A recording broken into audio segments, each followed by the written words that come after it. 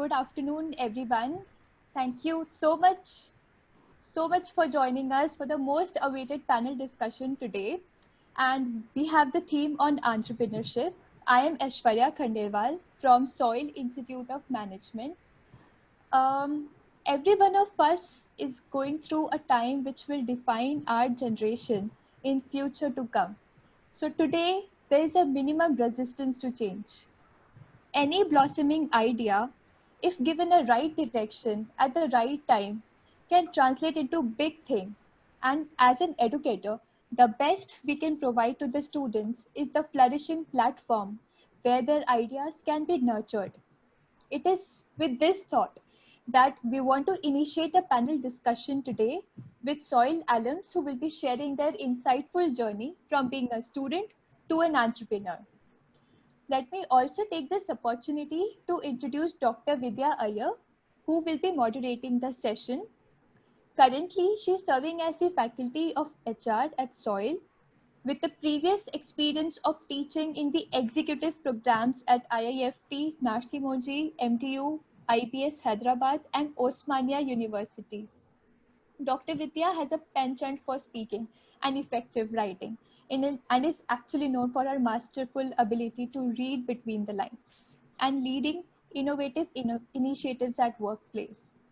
She's an absolutely go-to person in times of dilemma and happily becomes a thought partner by providing perspectives to look at new direction. So with this, I invite Dr. Vidya to take the session forward. Dr. Vidya, over to you. Thank you so much, Aishwarya. Good afternoon, one and everybody, the panelists, A and B in the background, and the students, the audience around. Yes, I am as new to the panelists as the students would be because I am, recent into this family of soil members. Uh, while Aishwarya has very generously introduced me, I think all I can try and do is to bridge the students and the experienced alumni today.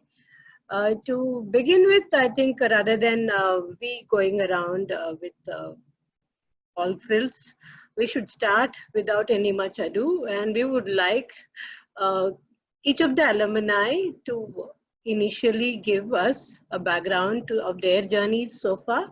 So the format of today's webinar that we planned is initially each of the alumni will have dedicated time and space to describe their journeys so far about the entire life story if they would wish to share in a nutshell, plus the journey from soil onwards. That's very important for the students to understand how the alumni has nourished themselves through soil.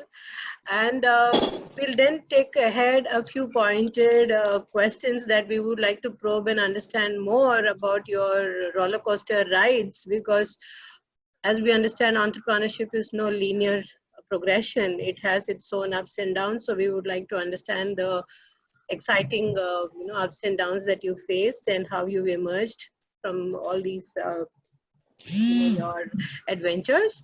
And then we would open the floor for questions from the audience. I hope that's okay by all of us. Yeah.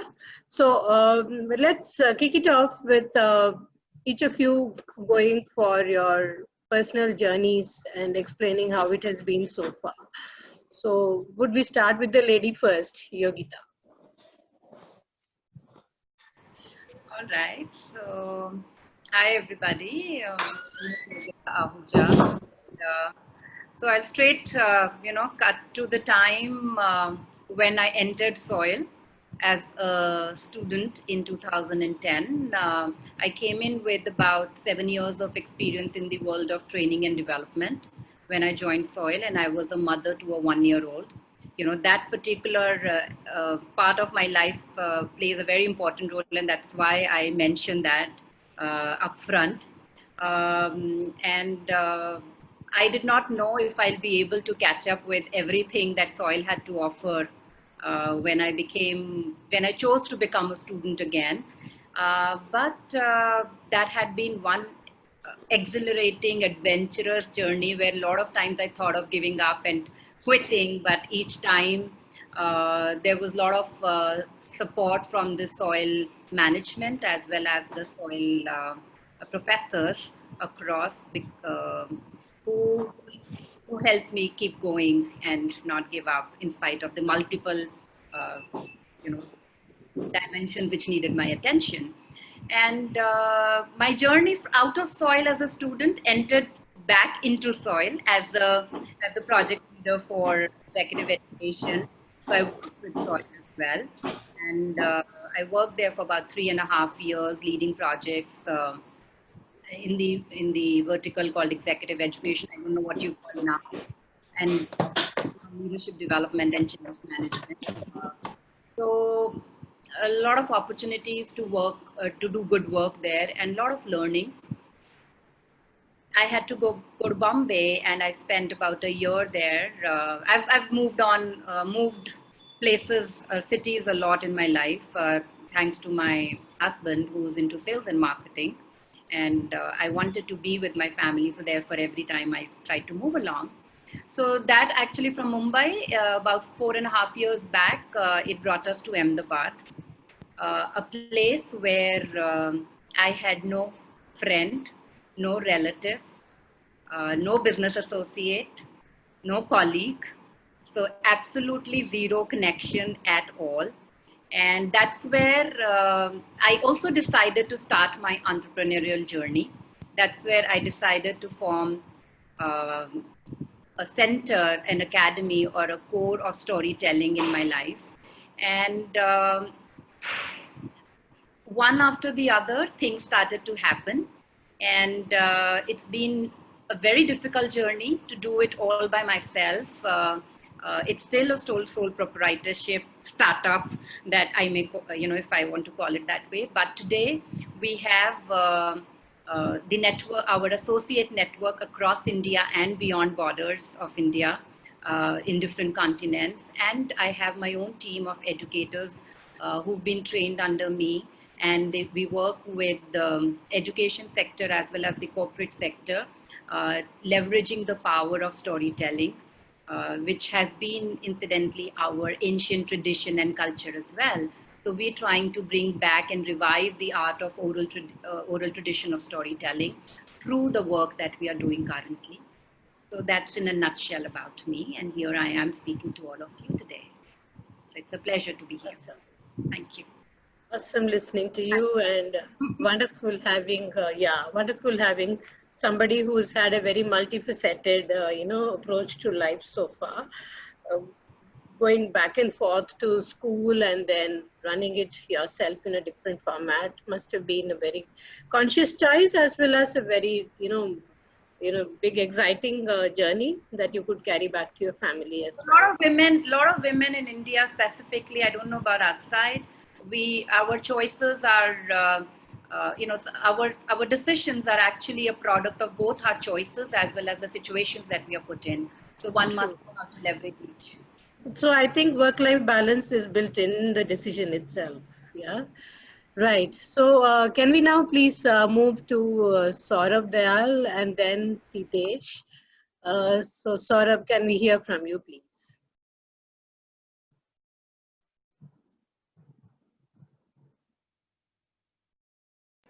Yeah. Okay, Sure. 1 second. I'll just move to it.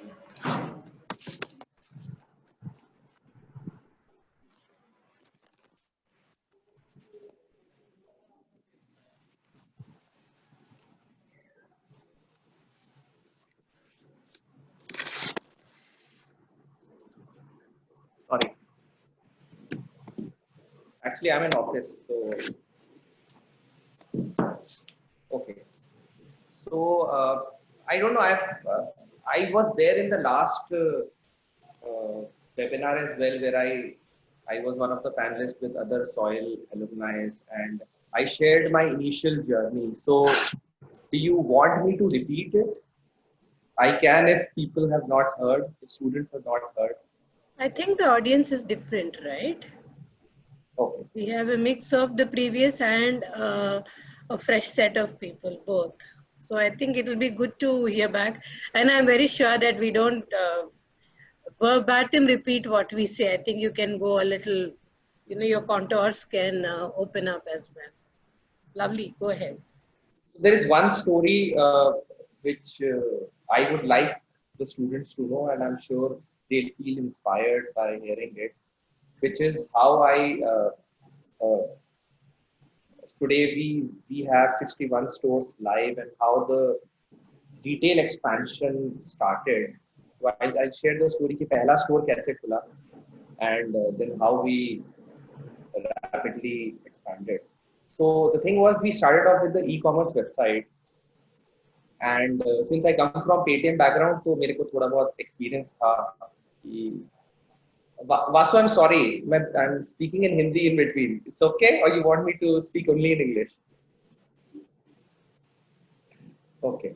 So we started off with e-commerce website, and all of us know कि e-commerce में customer loyalty is not there, and customer acquisition cost is very high.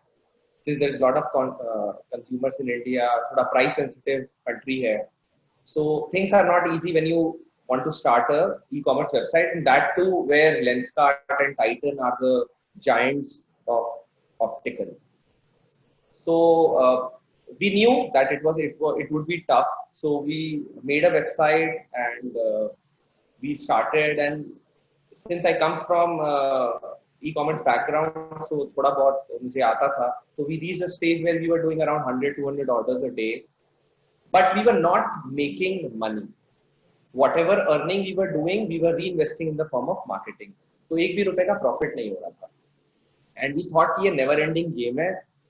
Your orders might increase, but there is no bottom line, zero bottom line, or negative bottom.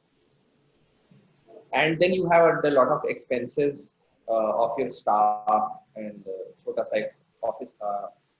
So all those expenses were there. So luckily we were on the, हमने एक 10,000 रुपए का rented space लिया हुआ था on the first floor of a building, and it was a one room office, and luckily an optical store opened in the downstairs, and since both of us were doing optical business, so we became friends. उसका नाम भी सौरभ था. So I met him, and he called me in the store inauguration, and then we became friends. And after a couple of months, I heard कि the store is getting shut down. His store is getting shut down because उसका operational cost, rental, salary, ये सब मिला के operational cost was around 80,000 rupees per month, and the sale which was happening in first 2 months was only 50,000. So he was incurring an operation loss of around 30,000 every month.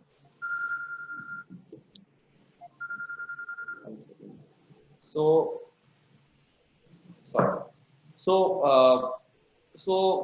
I when I came to know कि वो अपना दुकान बेचना चाह रहा है because of this reason, so I somehow मतलब I didn't plan anything, but मैंने उसे बोल दिया कि give me the shop, I'll put my board clear देखो, and अगर loss हुआ I'll bear the operation loss, और अगर profit हुआ तो आप रख लेना. So this was my pitch to him, and at that point of time he said कि Saurabh, I'm thinking of selling it off. मैंने बोला यार तुमने 10 लाख रुपए लगाए हैं, तुम अगर बेचोगे भी तो तुम्हें 5-6 लाख से ज्यादा कोई नहीं देगा. So it's a clear cut loss of 4-5 lakh of rupees. So my proposition made sense to him, and he said कि okay Saurabh, I'll go ahead with your offer, because at that point of time I think it was a win-win. We wanted to enter into retail, and he wanted to move out of retail and stop his losses what he was doing. So I think it made sense, and we partnered, and he moved out of the entire operations. वो अपने hometown चला गया. He started doing some other business, and I myself sat at the store. I myself sat at the store, and what we did was कि अब क्योंकि मैं खुद ही sales कर रहा था, and I didn't have a choice because I couldn't pay operational expense from my pocket. So I didn't have a choice but to achieve sales of 80,000 so that मैं break even तक तो पहुंचूं.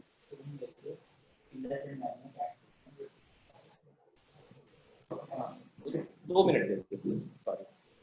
So so what was happening was कि sorry यार, I got an urgent call. I think you were mentioning about having an no option but to cover the operational costs. So I myself, And I'll help your flow of thanks thought. Mayank. Thanks Mayank. So I stepped into the shop and मैं खुद ही sales करने लग गया and didn't have a choice but to achieve 80,000 का monthly sale. So the first month Almighty didn't favored me और मेरे को loss हुआ 50,000 का ही sale रहा, but next month onwards so I had to give him 30,000 from my pocket for the operational expense, and from next month onwards we were able to achieve 80,000 sale. And this is how our first store opened. It's in Vasundhara, Ghaziabad. The store is still live. And then I came to know that a store is shutting down in Jaipur. So I went to Jaipur. Same proposition. Loss hua to mera, profit hua to aapka. I got my second store. And then मेरे को एक दिन call आया. Somebody called. He said, Saurabh, you're from Clear Dekho. I said yes. उसने बोला, I want to take a franchisee of Clear Dekho. To be honest, मुझे उस समय पता नहीं था what franchisee means. But I guessed it right, and I said, we give franchisees and we give it for 10 lakh rupees. And said, okay, Saurabh, I want to meet you. So that is how our third store opened, and so that is how it all started. And now we have a lot of stores. And I was just coming out of the investor call right now, and I told him that we'll be touching 100 by year end. So let's hope we do that. It's a challenging task in this COVID times, but we are up for it. Thank you. Yes, can we now hear from Sitesh, because Saurabh has had something, he is showing us how an entrepreneur's life is. You have to actually be managing multiple things. And I think having had a small taste of entrepreneurs, I always tell, it's not easier being an entrepreneur than being an employee. I think being an employee, you have a defined role. Being an entrepreneur, I think you are seamlessly creeping into all roles, right from opening the shop till shutting the shop. Right. So besides that, can we now please hear from Sitesh? He's been patiently waiting and joined us pretty early in the day. You'll have to unmute yourself, please.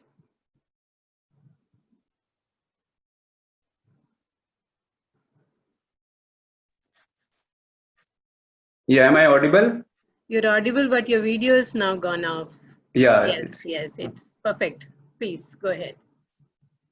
चलिए, मैं अपना जो speech है वो हिंदी में रखना चाहूंगा, क्योंकि 8 साल से बिहार में रहते रहते इंग्लिश भूल गया हूँ। तो क्या कहते हैं, लक्ष्य इंस्टीट्यूट जो है, मैं जब सॉइल से पास किया था 2011 में, उसके बाद फिर मैंने नेशनल डेयरी डेवलपमेंट बोर्ड में 1 साल काम किया था।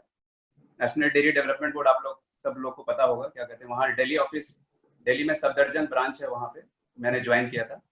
वहाँ 1 साल काम करने के बाद मुझे कुछ जो है वहाँ का सेटअप थोड़ा अजीब सा था, सरकारी टाइप का, और मैं थोड़ा सा काम में एनर्जेटिक रहा करता था, तो मेरा वहाँ पे मतलब जो कुछ इक्वेशन ठीक नहीं जमा।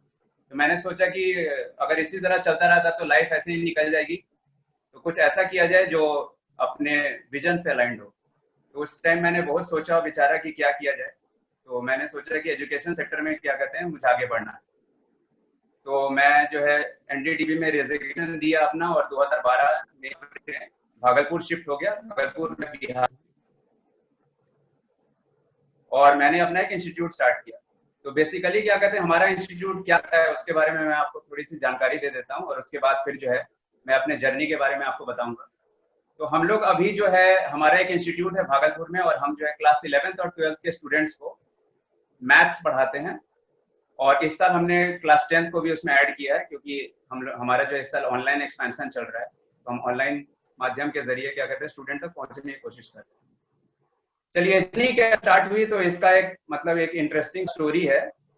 तो 2012 में जब मैंने नेशनल डेयरी डेवलपमेंट बोर्ड से रेजिग्नेशन दिया था, तो उस टाइम मेरे पास केवल 90,000 रुपए थे, ठीक है, मेरे अकाउंट में, और हमें क्या कहते हैं इंस्टीट्यूट स्टार्ट करना था। तो हमने क्या किया कि जो है फंड रेजिंग स्टार्ट किया इनिशियल। तो we went for the fund raising, और फंड रेजिंग हमने कैसे किया, तो there were 77 students in our batch of SOIL. तो हमने क्या किया, हमने सबको कांटेक्ट किया और हमें सबको क्या कहते हैं मेल किया और बताया कि क्या कहते हैं हम जो है लक्ष्य इंस्टीट्यूट स्टार्ट करने जा रहे हैं और इसके लिए हमें क्या कहते हैं फंडिंग की जरूरत पड़ेगी।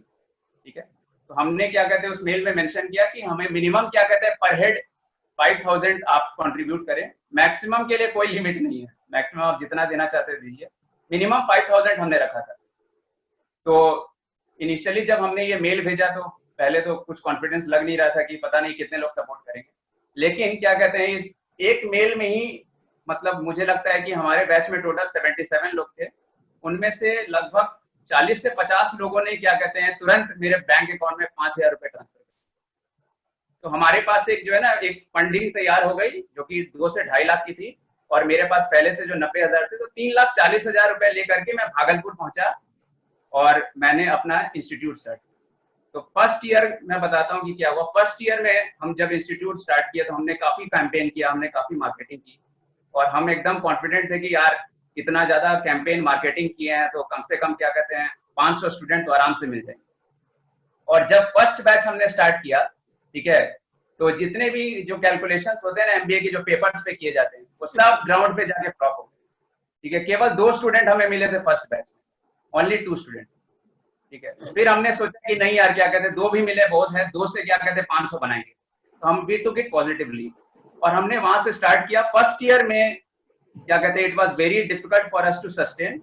हमारे पास जो बैकअप मनी था 3 से 3.5 लाख का, उससे हमने सस्टेन किया। फर्स्ट ईयर में हम लोग हेवी लॉस में थे। ठीक है, हमारा रेवेन्यू केवल 80,000 का था फर्स्ट ईयर में। तो हमने अपने सारे एक्सपेंसेस कट कर दिए। ठीक है, जहां पे 3 टाइम खाना खाना रहता था वहां केवल 2 टाइम खाना खाते थे। बाहर कुछ खाना नहीं है, बाहर कुछ खरीदना नहीं है, कपड़ा लत्ता कुछ नहीं खरीदना, जूता चप्पल कुछ नहीं, बस लिमिटेड रिसोर्सेज से आपको काम करना।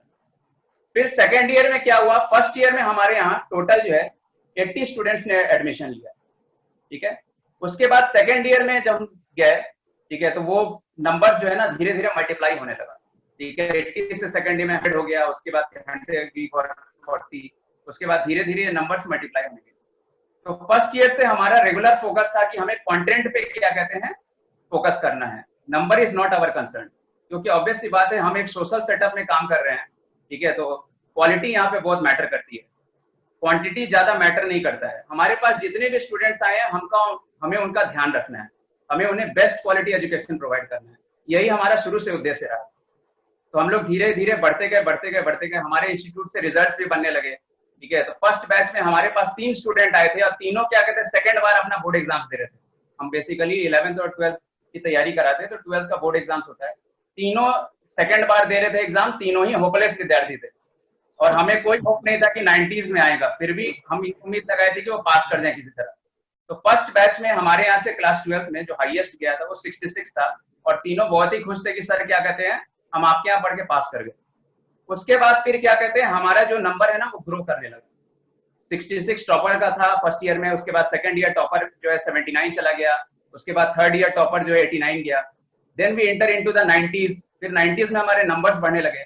इस साल जो हमारा जो रिजल्ट था 2020 का, इसमें जो टॉपर थे हमारे यहाँ के वो पूरे स्टेट टॉपर निकले। He scored 98% and we had मतलब हमारे पास इस साल जो है 11 स्टूडेंट ऐसे थे जिन्होंने 90% से ऊपर स्कोर किया। Very good. अब तक का journey.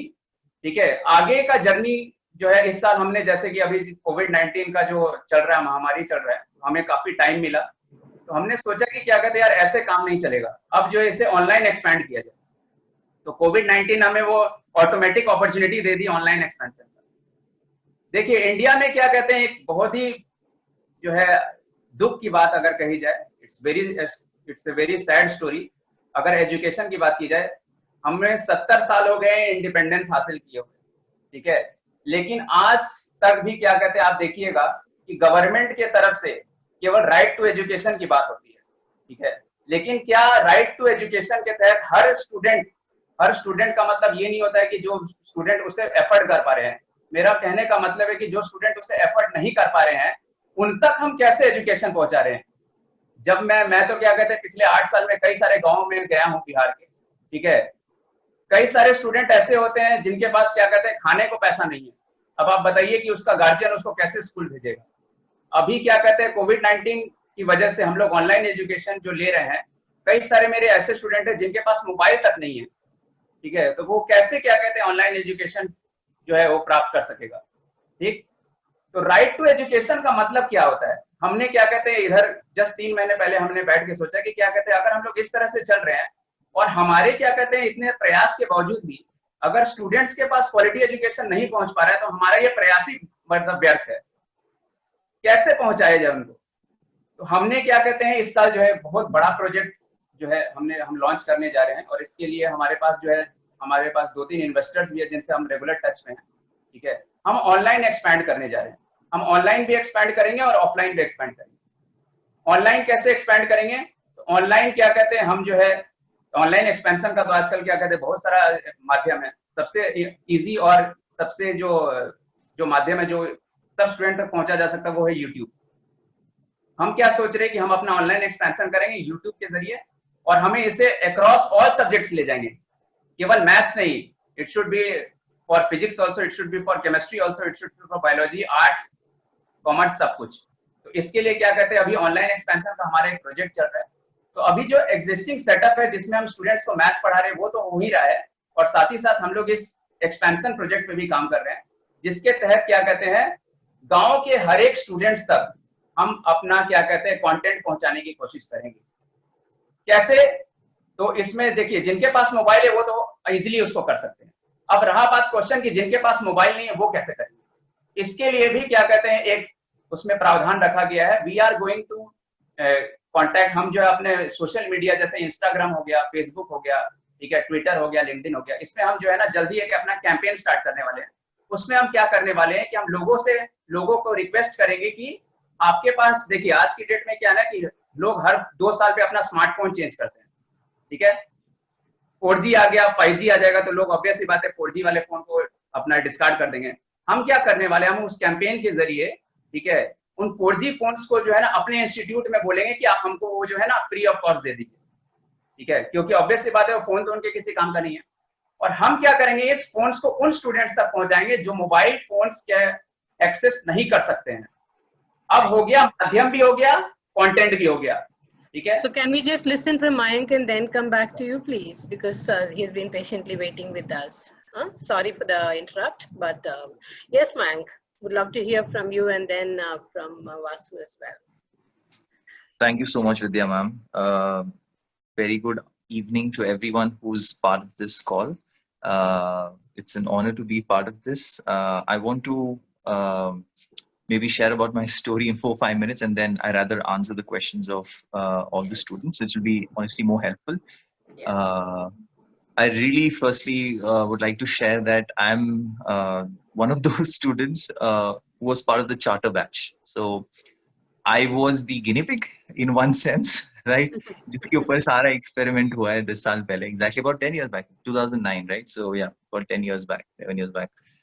We were part of that batch, and in that also I was the youngest in that batch. So I was 20 years old when I got admission into this institute. I think today aaj ke time pe 20 years old getting soil is very unlikely because there's a certain amount of age experience and everything, but again being part of the charter batch made a sense. And something which I also came to know I think about 4 or 5 years later, right, is that during the selection process when we had the debate, the written round, the interview round and everything, Anil sir had identified 2 people who he said that I don't know about the other students, but I believe these are 2 students who will still be part of soil in some way or the other 10 years from now.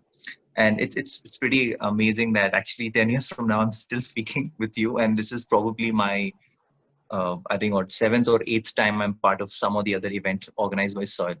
And he saw something in me that time, right? And I honestly believe that truly because of what I've learned at Soil, I am doing what I am doing. So let me get into that bit now. As ma'am mentioned, I am the founder of an organization called ValEd Initiatives.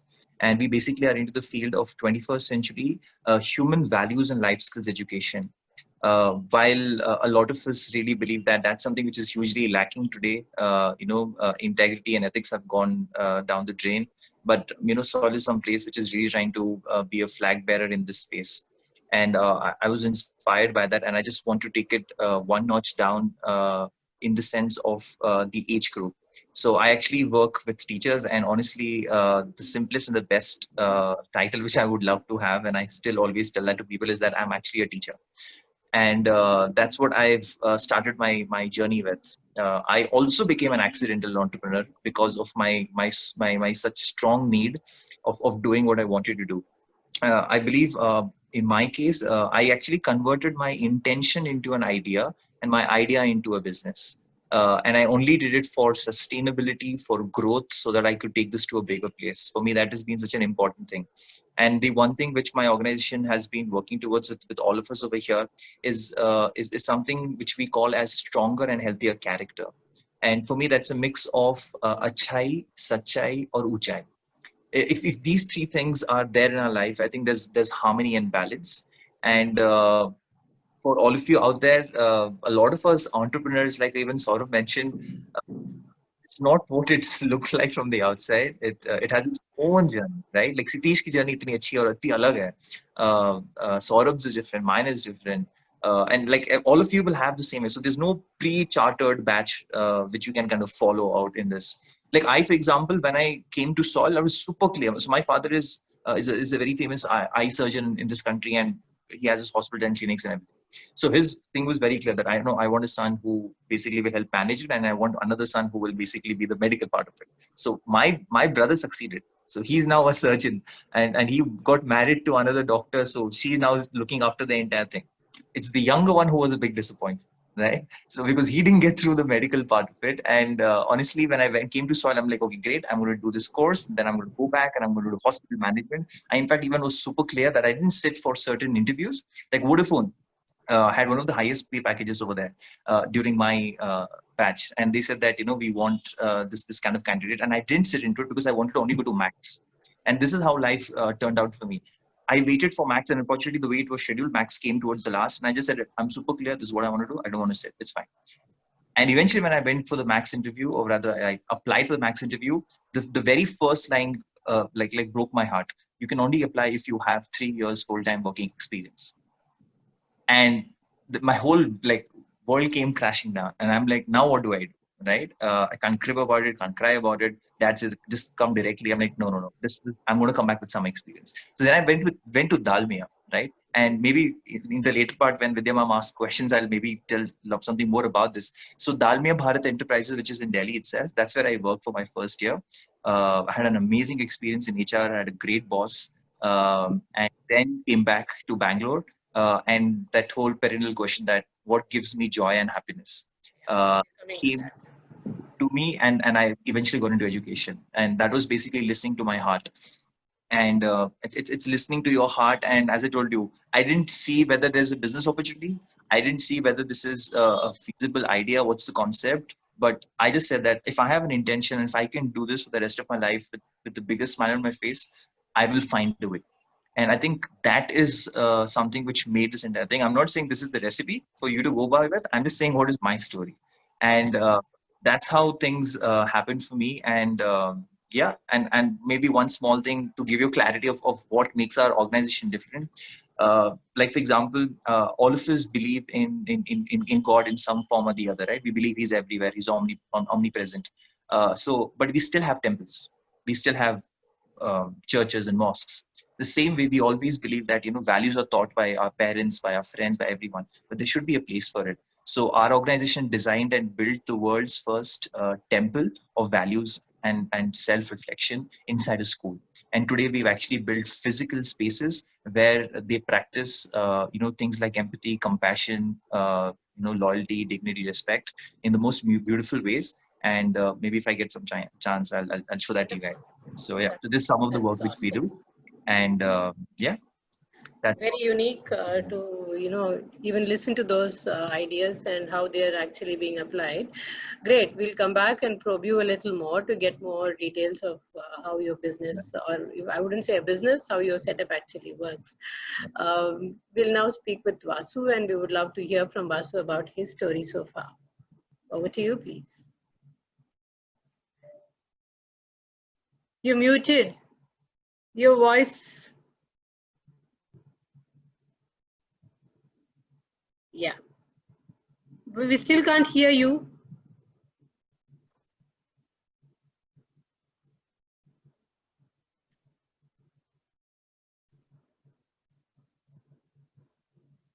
No?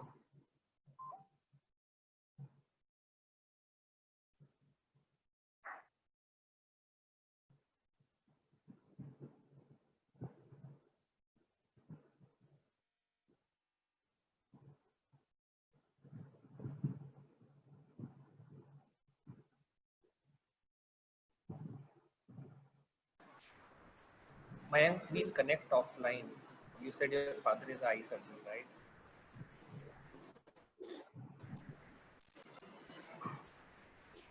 Yes, sir. Surely.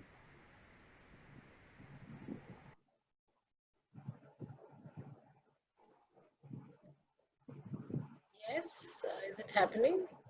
Or no? Maybe your Vasu, system. try using mobile. I think you're using a laptop. Try logging in via mobile. Maybe some system volume issues.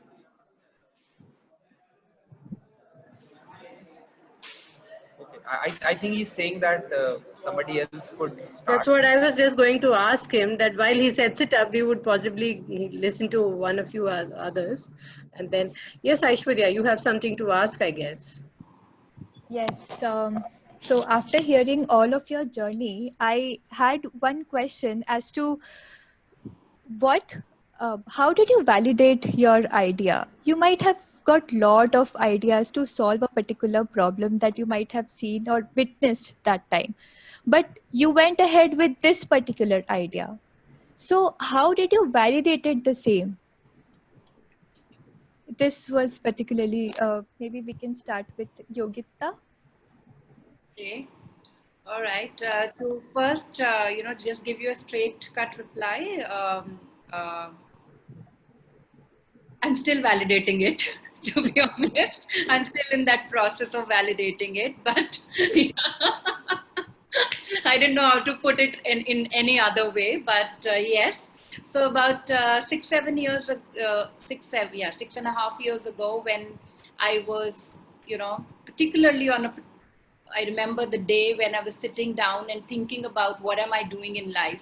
Till that time, I had spent about 12 years already in the field of training and development, and not just training people, but also collecting a lot of personal as well as organizational stories by the virtue of my work that I did pre-soil, and so much more that I got to do with soil in leading the projects and programs in the executive education. So I collected a lot of stories, and with larger organizations, right from the top management to the last mile worker, and I would then pick up those stories, and we would process it, and we would feed it back to the other parts of the organization. And I realized, and when I would be doing training, I would realize that at one point in my training program, my audiences were engaged at their happiest best. That was when I would tell them a story. When were my clients, or when were the stakeholders that I was collecting stories from or listening to primarily, when were they at their engaged best talking to me when they were telling their stories? So I was also a mother, and my son was growing up, and at home, after all the long days of consulting, I would go home and I would be telling stories to my child to bond with him and to help him learn values and about life. And I would realize that the best bonding time that he and I had was when either he would tell me a story or I would tell him a story. So that particular day, I realized that, if stories are at the core of everything joyful that I or others do, so let me then pick that piece out and build an entire ecosystem around it. And while I was, processing all of this in my mind, I also saw my friends who were mothers, as well as there were a lot of teachers I was connecting with, and other people from the training fraternity. And I realized that one piece which was missing, and Mayank also mentioned about that, the happiness and joy of learning, which was kind of, learning or education was becoming more like, okay, it has to be done, so let's do it. Are we pushing the information out, or are we pulling the audiences of different age, sizes, and kinds into the learning process?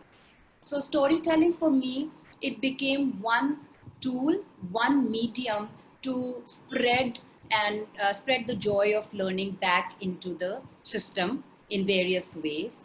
And that's how Story Circle, the idea of Story Circle, a dedicated center for storytelling and storytelling based training came into my mind. And once I came to Ahmedabad, and they say in entrepreneurship is in Gujarat's air. So in spite of having no connections, no nothing, I was able to actually give wings to that particular idea. And so something like this possibly wasn't there in Gujarat. So that became an opportunity for us. And people started asking me, I got a lot of questions like, अच्छा आप storytelling करते हैं और क्या करते हैं? You know, इस center पे आप और क्या सिखाते हैं? So I would say storytelling. अच्छा storytelling तो ठीक है, but और क्या? And I would still say storytelling. And people ask me that, how are you surviving on storytelling? Do people pay for storytelling?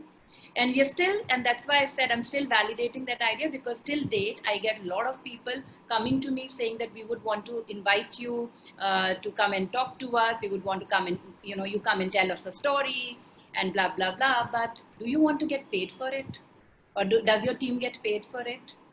So we're still validating, but thankfully we have got more people now believing in us and the power of storytelling as a very, very strong and powerful tool to bring change in the society, to add to the joy of learning, and to build capability. So we're going steady. We're going slow, but we're going steady. Lovely, Nice to lovely. hear. So maybe we should listen to Vasu now that he's set it up for himself. Yeah. Yeah. And Yeah. then we'll go back in the second round to everybody else. Sure. Yeah. Yeah. Apologies for the inter mic. No worries. Yeah. Great. So first of all, thanks for having me share my story with the students here. I mean, soil is always close to us, right? Like, I mean, it's the homecoming sort of thing there.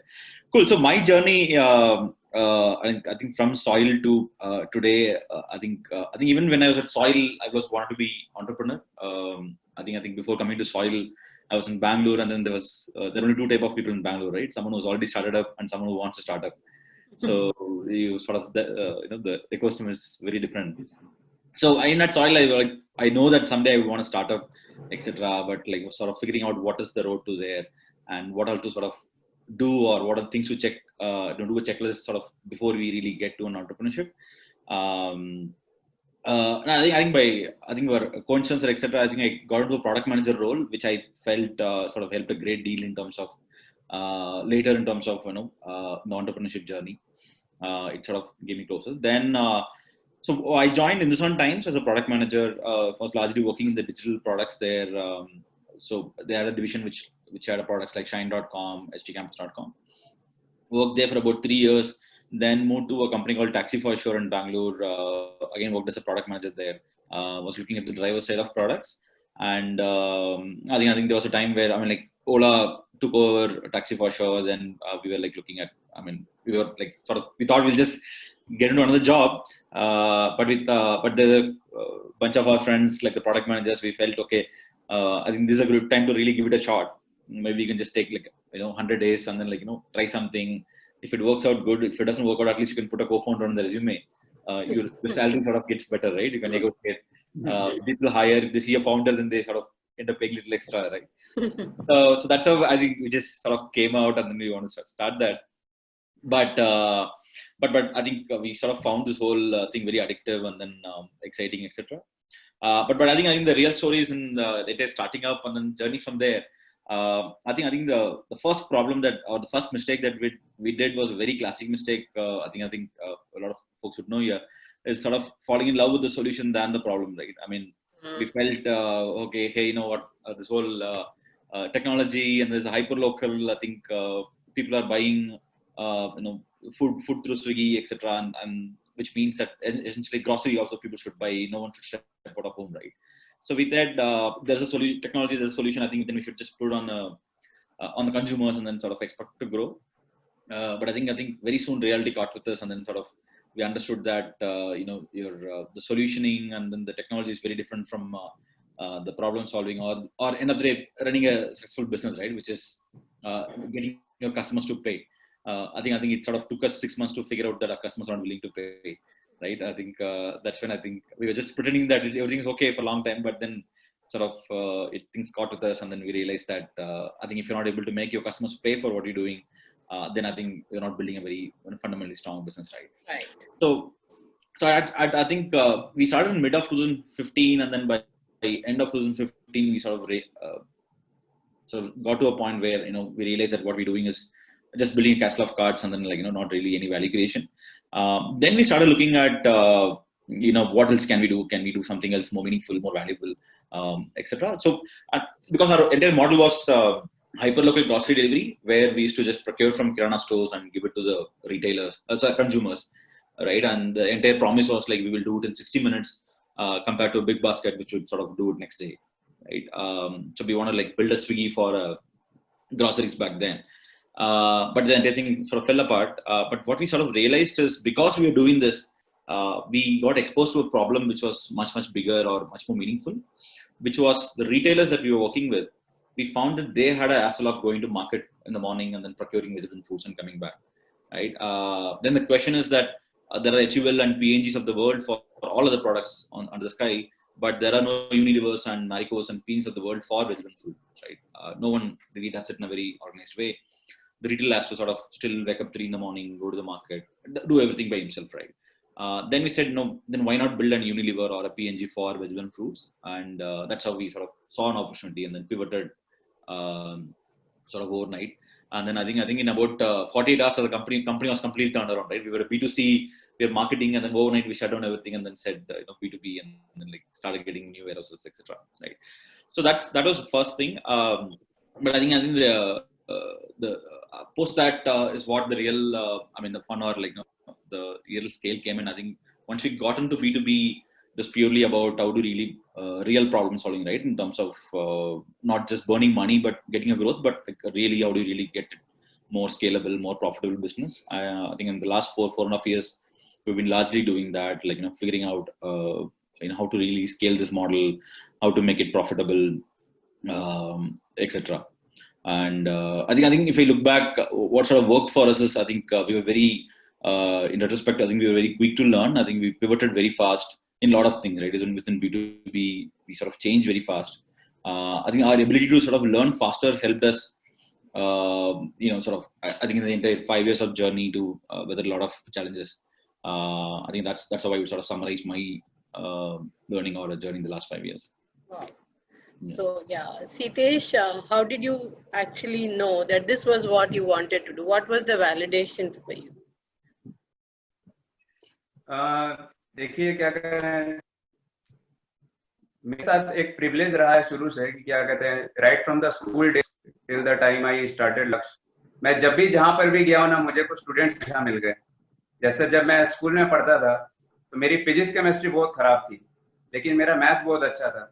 Even the students who were preparing for IIT JEE ना, they used to come with their problems कि बेटा ये जरा problem जरा मेरा solve कर दो. तो I used to solve it for them. उसके बाद फिर वहां से जब मैं क्या कहते हैं आपका बैंगलोर शिफ्ट हुआ था, जब मैं एमबीए की तैयारी कर रहा था, ठीक, तो उस टाइम जो है मैंने करियर लॉन्चर ज्वाइन किया था प्रिपरेशंस के लिए. तो वहां पे क्या है कि जो है स्टूडेंट्स बहुत कंफ्यूज रहते थे कि क्या कहते हैं जब इंटरव्यूज में जाना है तो किस तरह से जवाब देना चाहिए. तो मैं उन्हें गाइड करता था कि देखिए जब इंटरव्यू में ये पर्टिकुलर क्वेश्चन पूछा जाता है तो आप इस तरह से जवाब दीजिए. तो वो एक सेशन मैंने करा, तो करियर लॉन्चर ने बोला कि आप एक काम करिए, आप हमारे स्टूडेंट्स को इंटरव्यू की तैयारी कराने लगे. तो मैं खुद ही वहां पढ़ता था और उन्होंने मुझे ही बोला कि आप इंटरव्यूज की तैयारी करें. तो मुझे वहां एक रेडीमेड जॉब मिल गया Bangalore.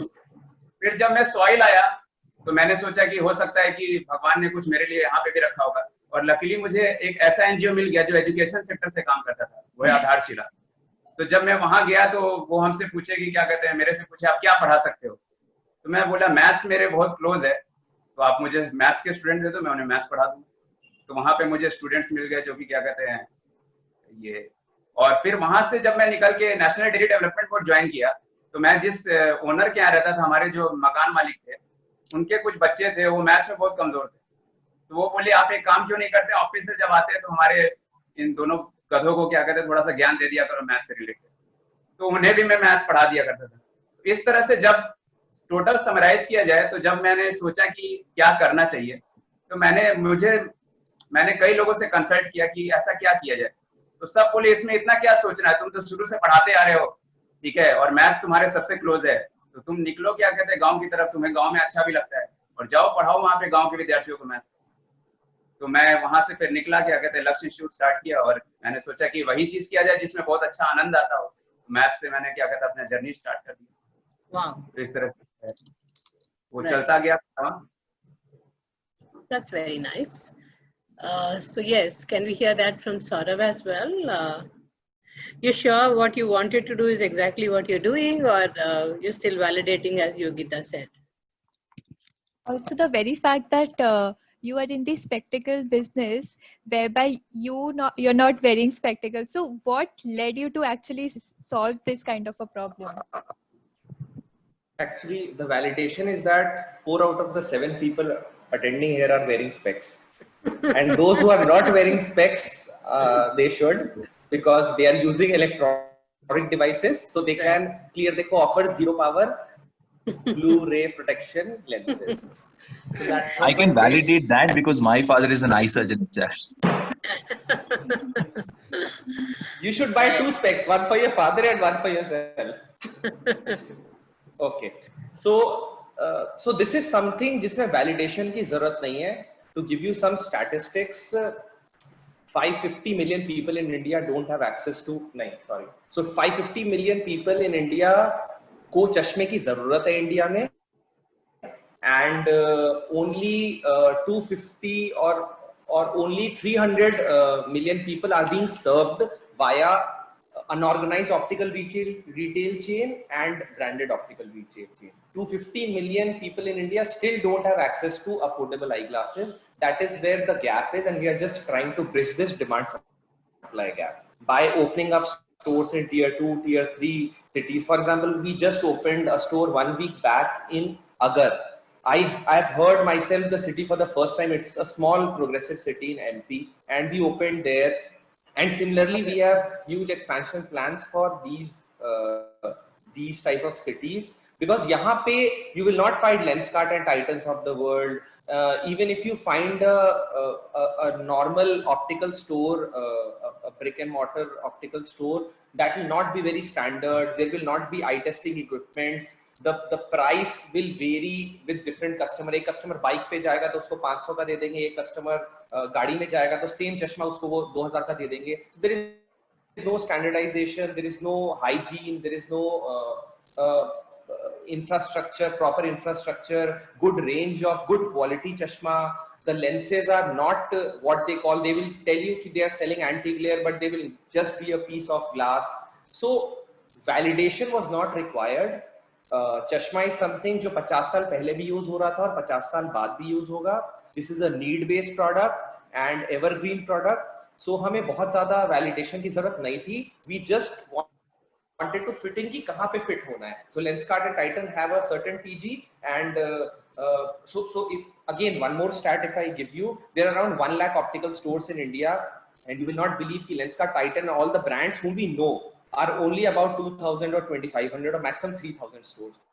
Rest 97,000 stores are ruled by Gupta and Sharma optical stores, which is highly unorganized, and there is no one who's doing anything to organize this unorganized sector. So probably Clear Deco is the player which is trying to organize this entire unstandard, unorganized sector. So that is what the fundamental of our business is. Interesting, very interesting. Yes, Mayank. So we would love to hear this one answer also from you, that you partly gave that out in the first round itself, that you wanted to do something, with regards to building a valued, value-based education or the student around. But, as a sustained way of life, you think this is exactly what you visioned, or you are still exploring other avenues? Are you sure that this is where you want to progress and you have your, plans chartered for the future? I'm so sorry to say this. Like, in the interest of more answers getting, like more questions getting answered, is it okay if like 2 or 3 panelists give an answer to a certain question and then we can take more? Yeah, That's yeah, fine. that's fine as well. So we Because I just know that wanted to. when I was on the other end of this, I would always want to ask so many questions, right? And if we Yes, keep that's going with one. fine. That's true. I don't know how many questions we have. Aishwarya would know how many questions we have. I know I Yeah, can so see some in the Q&A at least. So yeah, Yeah, anyway. yeah, But there I would can be. still answer this if you want me to. Yes. So in my Briefly, very briefly, maybe, because see, yeah, I'm coming from a point where I've had few students come and say, "Ma'am, business karna hi hai, to where should we start from? What should we do? How do we know this is the right business to go?" right, So, is there a formula to pick the right business to go, or are there your personal callings that help you to figure out? As Sitesh had a call. See, there's a classic case right up front. Sitesh had an internal calling saying students were there and he knew he was good. And right, Vasu, on the other hand, did a little bit of hit and trial and then figured out, okay, this is better than that.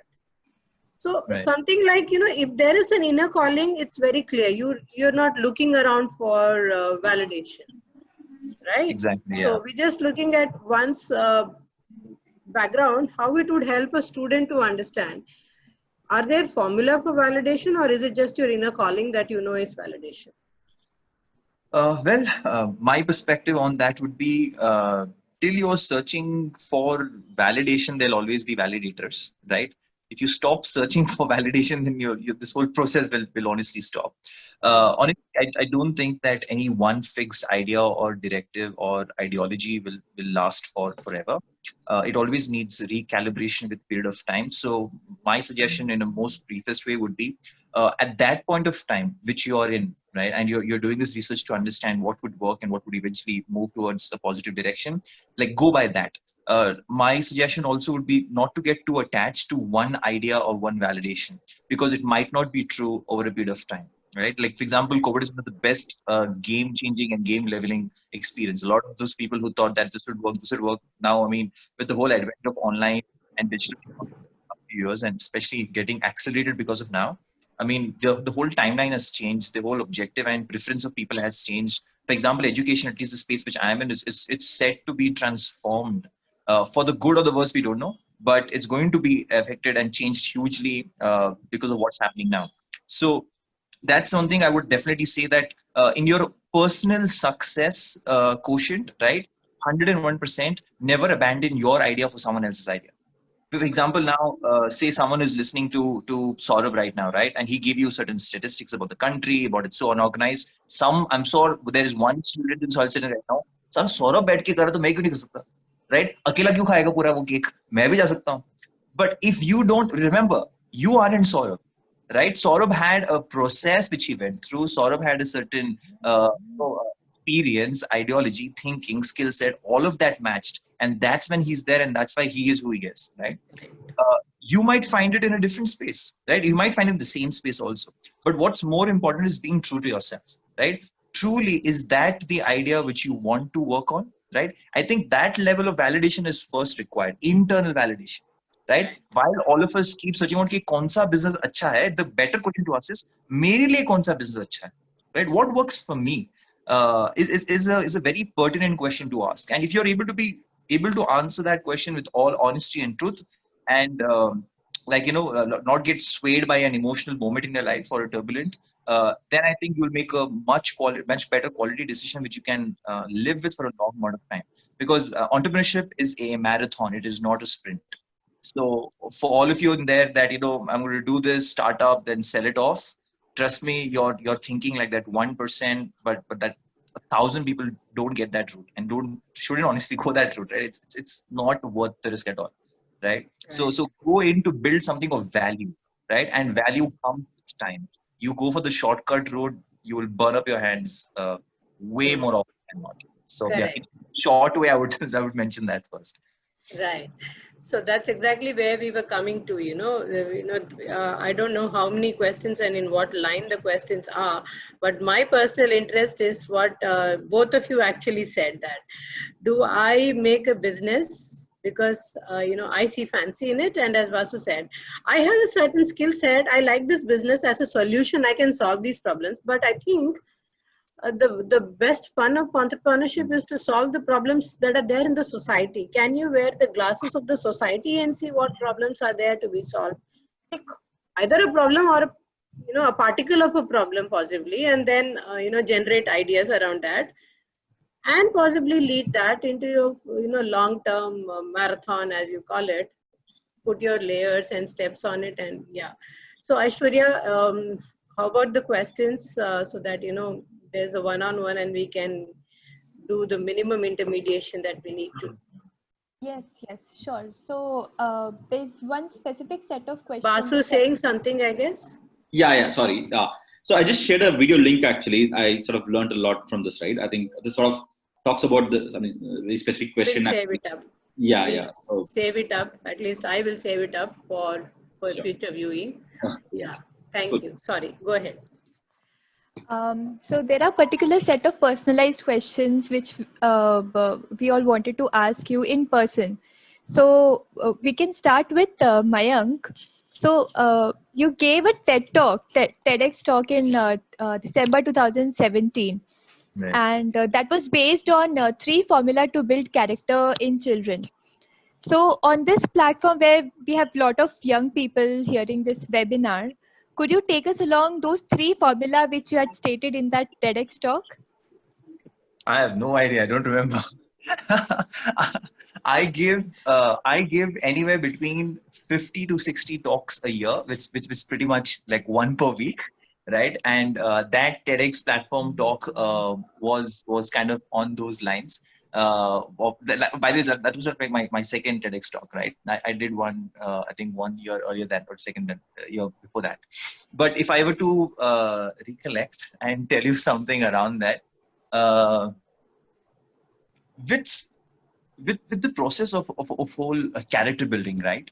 The very first thing I know for sure, and I remember I mentioned this out over there, right, is role modeling.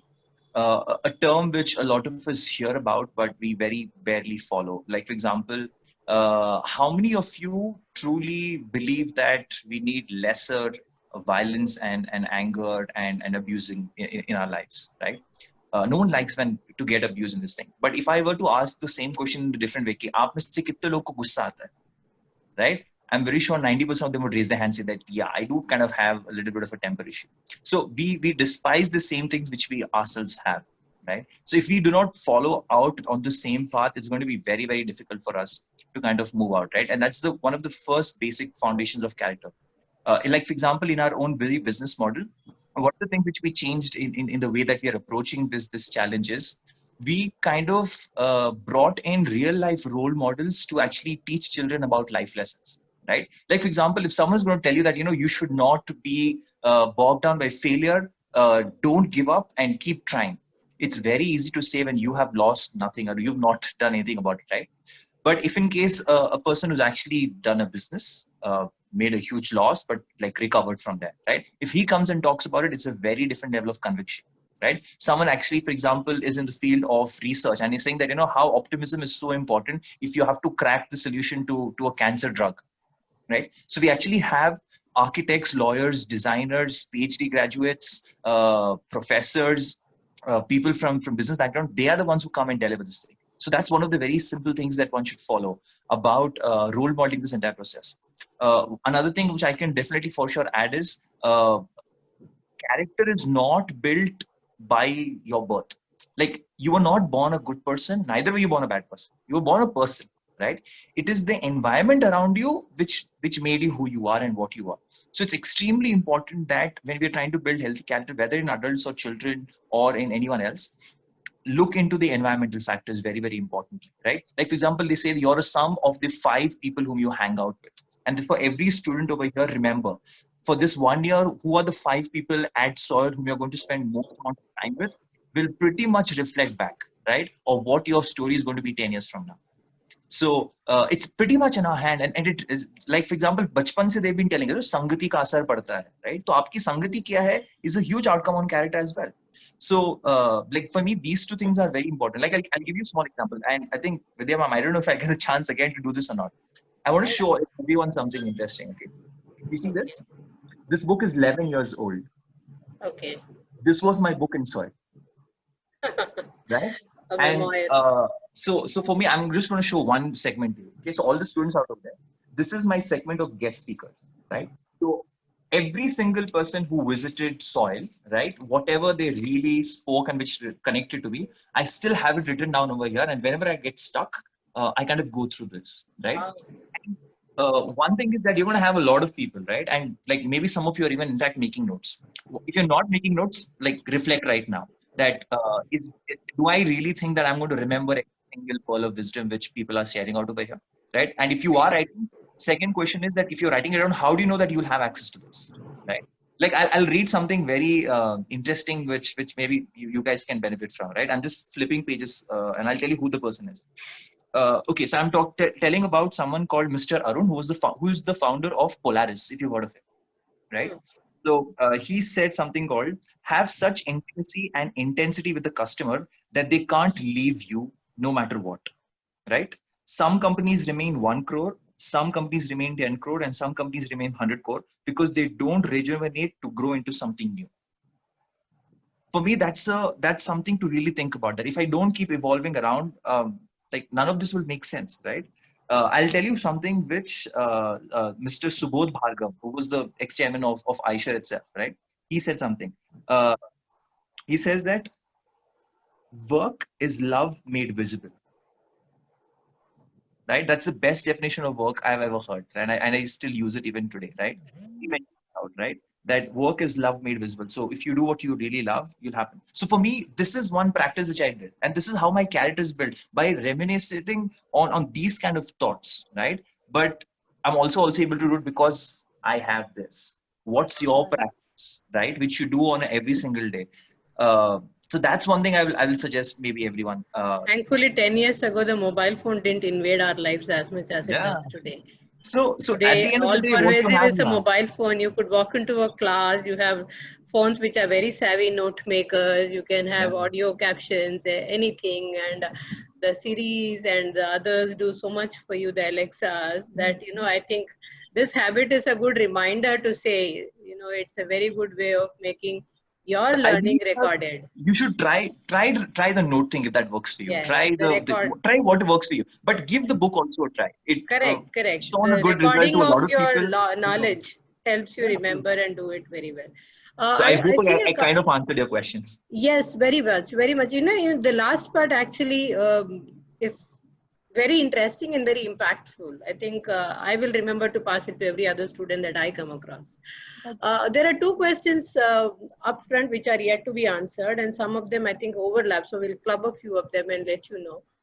What is the best part of your journey? I think everybody here should get at least half a minute to 1 minute to say this, because everybody's journey is unique. So the best part of everybody's journey makes a lot of value for the student audience. What is the best part of your journey? So I think we'll start with Saurabh. What has been, what is a roller coaster? One high, one low. Maybe you could say that.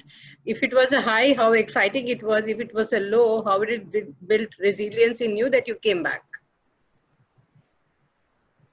So I am always super happy whenever my store opens. The happiness which I got from the first store, I get the same amount of happiness in my 60th or whatever store is now opening. And I'm opening, I think, 3 more stores this month.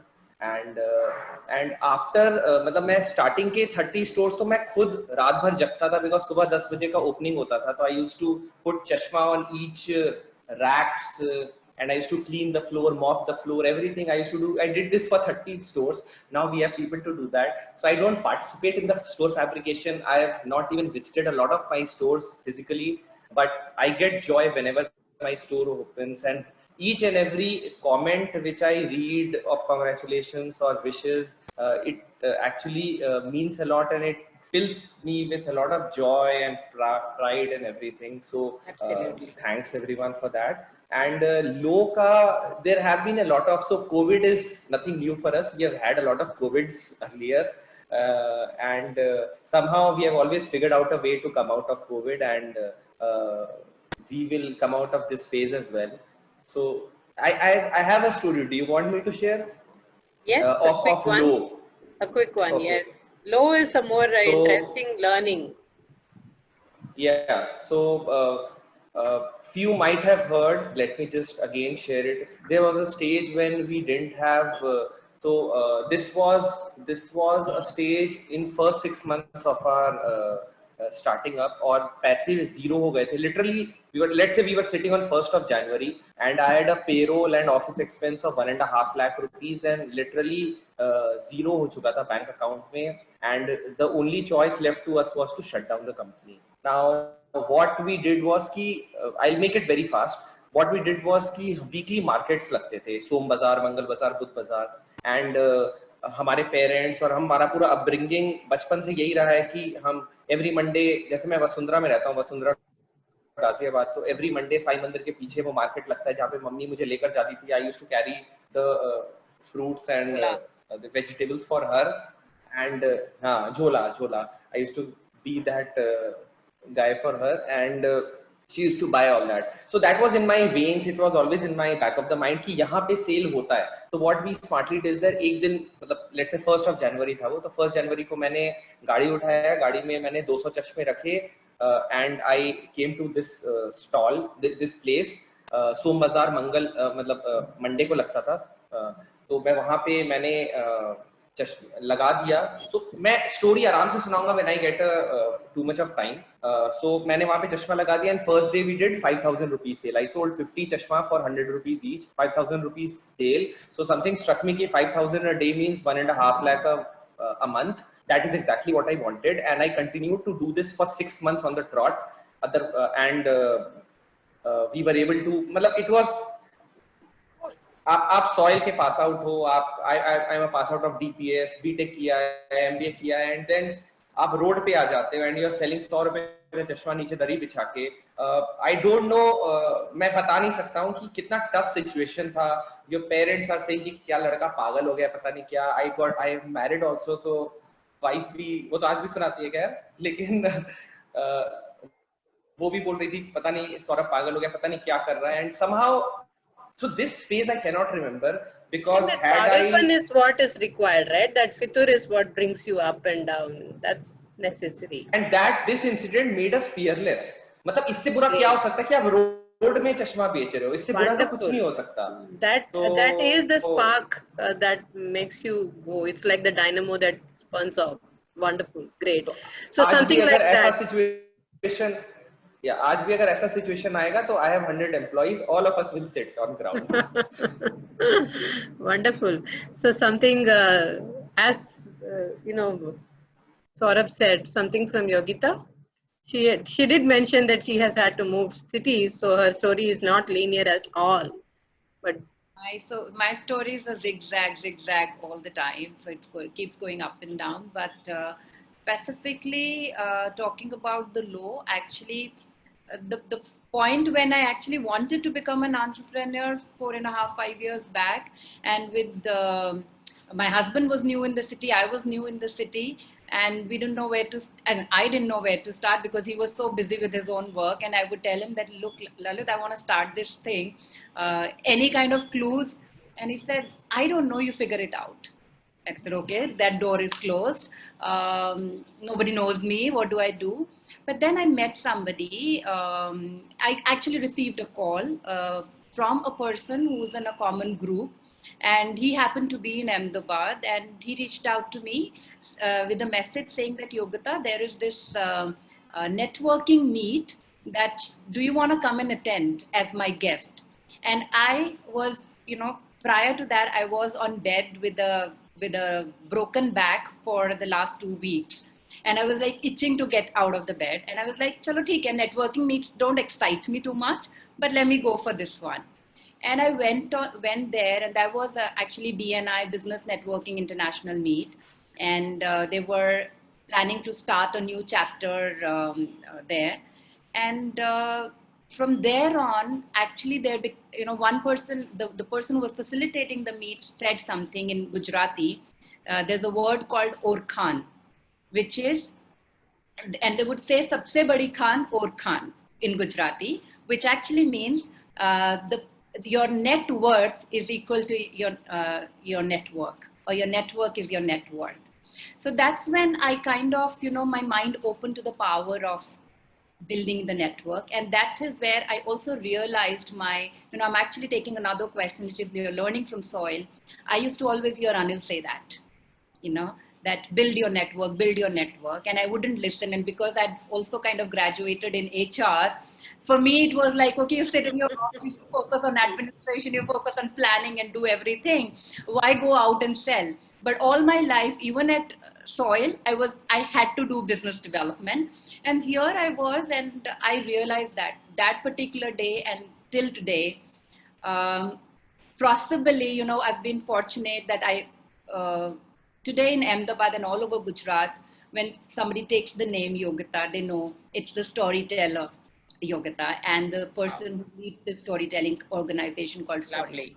Lovely. And, yeah, so for me, that's been one big thing.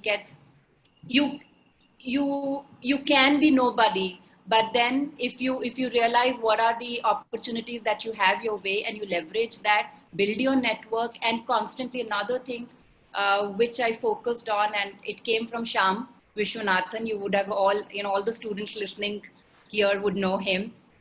Shyam, I remember the class in which Shyam mentioned that there may be different ideas that you want to work on. There may be different things that you're working on. But do you have a passion for one thing that you continuously work on, go do intensively work, and you become the best at it? I wouldn't say that, you need to compare. But for me, the takeaway was that do it so well that you are at your best when you're doing it. So for me, that particular thought and combining it with the power of networking made this whole world light up for us in the area of entrepreneurship. That's amazing. Vasu, we have people asking that how did you build your team, the initial team? We can't hear you, Vasu. Would you please unmute yourself? Yeah. Great. Good. So I think team. I think one of the best things that could happen for us at Ninja Kart, right? I think one of the right thing that we did, I think fortunately it happened was in the initial days we went out and hired a lot of freshers, right? From engineering colleges who were like completely driven to work 20 hours a day and then do whatever work it is, etc. But smart guys like good good college, etc. So I think that became a huge asset for us in Ninja Kart, like even after 5 years, right? I have examples like people whom we hired as just a fresh out of engineering college is now heading a category for us. Is already VP now. There are guys who are like already director who just joined about it. I think some of the key roles and key impact creation areas are led by some of these folks, right, who joined in. I think also because I think ours is a very operational heavy company. We are like super ops heavy. It's like 99% execution, 1% strategy sort of a business, right? Everyone knows what has to be done and just like do it with the absolute rigor and in a constantly boring way throughout every day, right? So I think that's one of the big thing that sort of helped us, Ninja Kart in a very big way. And I know I'm from MBA, but we are like this whole anti-MBA sort of a thing. I mean, not in this sense, but because of our business nature, right? It's just pure execution on the ground. It needs people who could sort of roll up the sleeves and then hit the ground and then get their hands dirty. That worked for us. But now I think the last 2 years is where I think we have started going to MBAs now because the complex has gone up and then the complex is very high now. The scale is very high. We have close to about 4,000 people now, so it's tough to manage. Wow. Yeah. That's amazing. That helps. Amazing.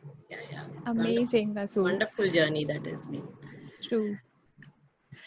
So with the next question will Sitesh, would you like to answer the next question? One of the attendees asking that you might have got a lot of competitors in the market.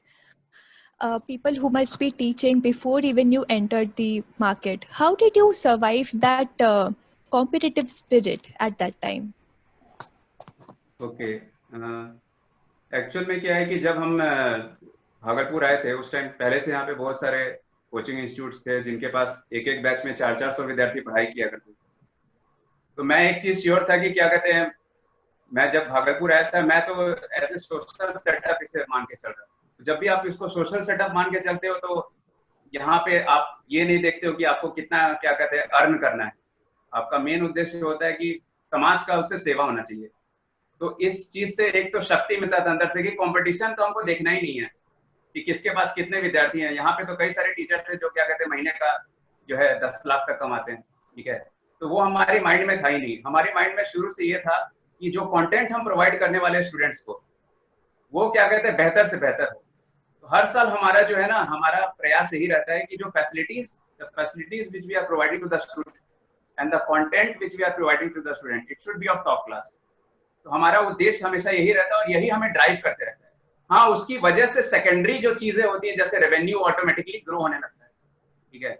आज की date में भी हमारे पास कई सारे calls आते हैं, sir online medium के जरिए उन टीचर का इतने सारे सब्सक्राइबर्स है, उन टीचर्स के इतने सारे सब्सक्राइबर्स है। मैं बोलता हूँ कि मुझे सब्सक्राइबर से कोई लेना देना ही नहीं है, ठीक है। मैं बस जानता हूँ कि मेरे पास 400 सब्सक्राइबर है और मुझे उन 400 सब्सक्राइबर के बारे में करंटली सोचना है। I am not bothered about क्या कहते हैं कि जो हमारे सब्सक्राइबर नहीं है, इन 400 से ही हम एक टाइम ऐसा आएगा जब 4 लाख सब्सक्राइबर तक पहुंचेंगे। तो हमारा शुरू से ही फोकस कंटेंट पे रहा है। कंटेंट क्या कहते हैं डेवलप करते रहो और उसको एक हमेशा कल के अपेक्षा इंप्रूव करते चलो। तो यही हमारा क्या कहते हैं शुरू से सिद्धांत है। Very nice, Hitesh, which means quality matters, and the quantity is taken care of when the quality is right. Nice. Vidya ma'am, should we go ahead with taking a poll of the session? We have 2 Yes, I minutes. think we're drawing towards the close, and we possibly have to let the guests also go. Time is pricey. So I think, yeah, let's see what the people have to say. And a few questions for the benefit of the panelists. What we thought is, as you've been talking, we wanted to understand, how the audience is picking up from what you said. A version of what Mayank has said, we tried doing it from our end, that, we make them definitely catch a few points. So I think this poll is going to make sure that people,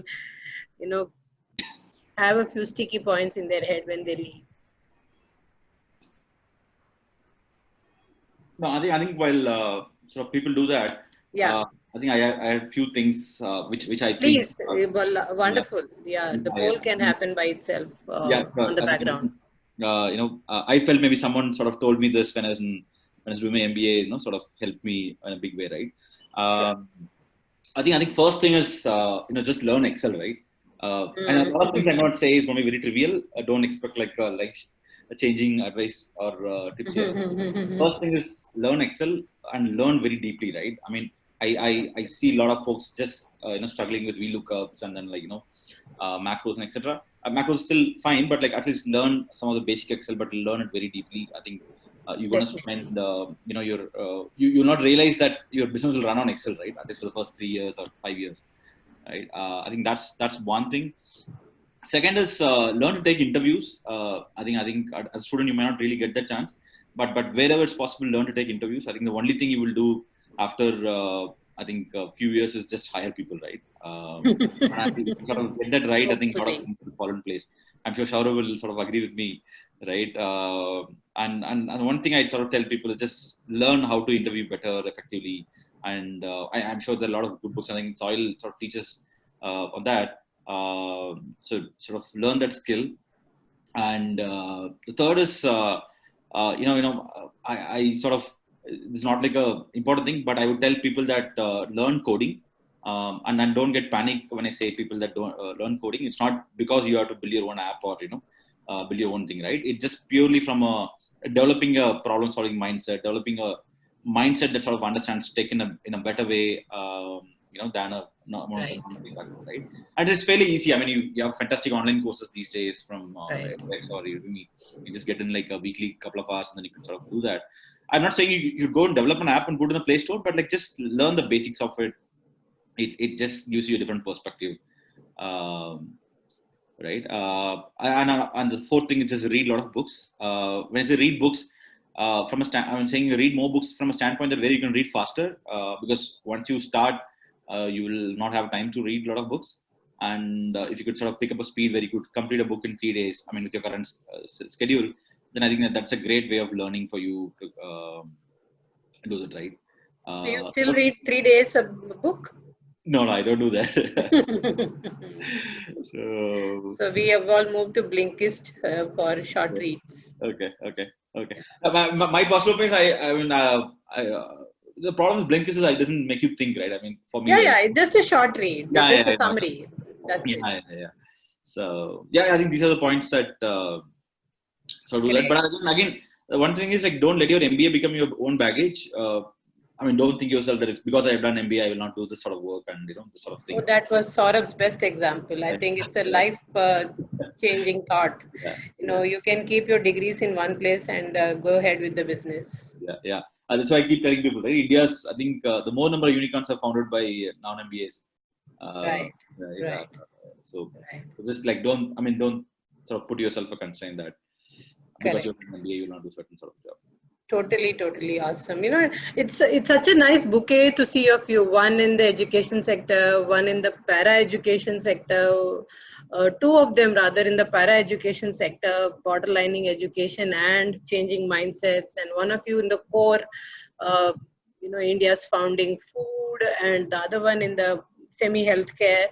Such a nice bouquet of people with a varied range of personal stories. I think the audience is possibly finger licking to have more of such. So we'll have to have shorter panels with more talking time, not bigger panels, I guess. I think that's something that I have learned today, that with a lot of experience behind you, we should give you a lot more time and a lot more, valuable, enriching, sharing time rather than, just passing around one another and not being able to learn more.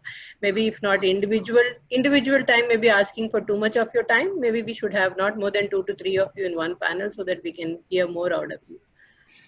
Aishwarya, over to you. Can I just say one thing? Is that okay, Aishwarya? Yeah, definitely. Please go ahead. Okay, so this is specifically for the students. I don't know what age group right now you cater to, but you see here that most of the other panelists are very young, and I just saw that poll also in terms of what is the right age to start. So I'm just trying to mix that up and say that, from here on, after you pass out, you may get into jobs and all. You may right now be looking at, I want such a big job or such a well-paying job, which is the criteria that most people look at students when they get into MBAs or the kind of program that we have at SOIL. But it's never too late to become an entrepreneur, even if you decided 10 years later. So I became an entrepreneur at 35, so and probably a little on the other side of 35. So there is no, you can be an entrepreneur anytime. So you would see a lot of young entrepreneurs, but there's no age limit to that. Right. So you can do both. That's a true story. I second that totally. Yeah. I've had a part of that journey in my life too, so I second that story definitely. Yeah. And especially this one message was specifically for women. Women. Because we may have to change gears many times because of the bumpy rides that we have. Yeah, that's true. Yes, Aishwarya, over to you. Yes, ma'am. So we have the results. A lot of people say that there is no standard answer. Startup is more about being ready and having clarity of intentions and thoughts. It can happen at any age, but we have people who say that 18 to 35 years are the most perfect ideal age to start their own business. And we have this what is one of the most important element of successful startup? People say that it is idea. We have 47% people saying it is idea. But what do you think, all the entrepreneurs in the house? Is it the idea or is it something else which is backed by evidence and by your experience? I didn't get the question. Is the question listed somewhere? Oh, yes. So I can't see that. Just sharing the results. Who has answered these questions? Just for my understanding, I haven't got to. All the audience which are attending this Okay. webinar. Surprising that no one took funds actually. Saurav will serve. But yeah, go Ravita, yeah. I think let me answer this question. I think two things. One is the right attitude and the right passion towards your work, and second is obviously the right business model. Because there are lots of stories. Flipkart started with selling books, and then eventually they came to selling across categories. Snapdeal started with a coupon website, and then it shifted to marketplace model. Vasu is the biggest example. He looks very humble. Every time he forget to switch on his mic, looks clumsy, but he has a hidden talent which he's hiding. But yeah, so I think the right passion, attitude, your team, and the right business model is what will take you across the board. So this is what I feel personally. Okay. So I think, Aishwarya, it's time for us to say thank you and goodbye and safe times, because we're around 7 minutes past the schedule I'm seeing here in my time. I can't thank you people enough. For me, I know we've never met, and hopefully we'll see you soon in person sometime. Thank you all for sparing your time, and thankfully, since it was online, in a way it's a blessing that you could just sit wherever you are and get along with the webinar, rather than we physically having to find out travel times and get you on the campus. I think this is another thing that we've actually learned and will benefit forever in the future, that we have now tuned our brains. Our wiring is set for online modes, so we have now set ourselves. Thank you all so very much, and I'm sure we will have you more times, and you will enable our students get inspired time and again. Have a safe time, and thank you so much.